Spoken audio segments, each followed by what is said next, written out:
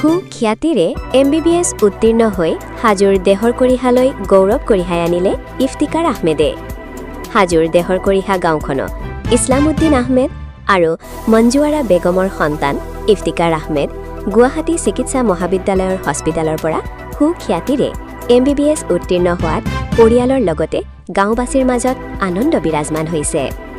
অধ্যয়নৰ ক্ষেত্ৰত কঠোৰ পৰিশ্ৰম একাগ্ৰতাৰে অসমৰ ভিতৰত গুৱাহাটী চিকিৎসা মহাবিদ্যালয় হস্পিটেলৰ পৰা MBBS পৰীক্ষাত সংখ্যক 61 স্থান লাভ কৰে।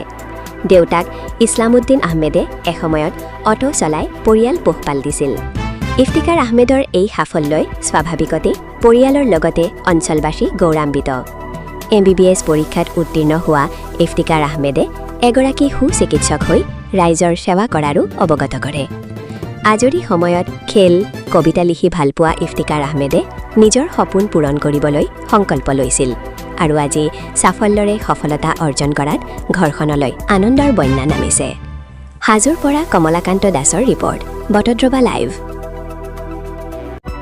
পৰিৱেশ আজি ঘৰৰ লগতে গাঁওবাসী সমগ্ৰ অঞ্চলবাসীৰ মোৰ সপোনৰ লগতে সকলো ঘৰ হওক মোৰ যি আত্মীয় হওক সকলোৰে সপোন আছিলে এজন চিকিৎসক মানে দেখা পোৱাৰ মোক। তো সেই চিকিৎসক হিচাপে আজি গঢ়িত হ'ব পাৰি খুবেই আনন্দময়। কিন্তু এয়াই শেষ নহয় মোৰ আৰম্ভণি। চিকিৎসক হিচাপে আগৰ পথটো অতি কঠিন আছে। তো তাৰ কাৰণে সকলোৰে আশীৰ্বাদ লাগিব আৰু সপোনটো বহুত আছে। সেই সপোনৰ দিশতে আগবাঢ়ি যাব চেষ্টা কৰিম। মা দেউতা কি ক'ব? মা দেউতাৰ কাৰণে বহুত ধন্য আজি তেখেতসকল যি কৰিলে মোৰ কাৰণে। সৰুৰ পৰাই তেখেতসকলে যি কষ্ট কৰিছে, দেউতাই মোক অটো চলাই যেনেকৈ স্কুললৈ নিছিলে সদায়, ধৰ মায়ে যিবিলাক কষ্ট কৰিছিলে মোৰ কাৰণে, খোৱা লোৱাই হওক বা স্কুললৈ লৈ যোৱাই হওক সেইবিলাক। কোনখন মহাবিদ্যালয়?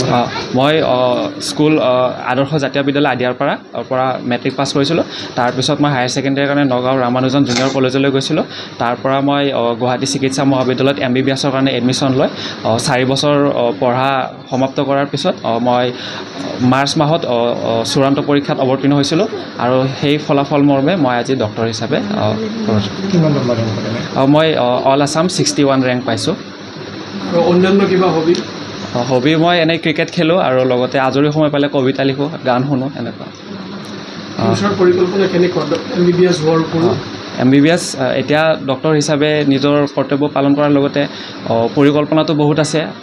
গাঁওবাসীৰ লগতে অঞ্চলবাসীৰে হওক বা সমাজৰ কাৰণে স্বাস্থ্যজনিত হওক বা আৰ্থিক হওক সকলো বহুত পৰিকল্পনা আছে। নানা নানী আছে, তেওঁলোক স্বাস্থ্যজনিত কাৰণত মুম্বাইত চিকিৎসাধীন হৈছে, যাৰ কাৰণে আজি আনন্দময় পৰিৱেশত মোৰ লগত নাই। কিন্তু তেখেতসকলৰ ওচৰতো মই ধন্য, সৰুৰ পৰা বহুত মানে চাইছে। মই সৰুতে তৃতীয় দ্বিতীয় মানলৈ তেখেতৰ লগত থাকি মই পঢ়া শুনা কৰিছিলোঁ, তাৰ কাৰণেও মই আজি তেওঁলোকৰ ওচৰতো ধন্য।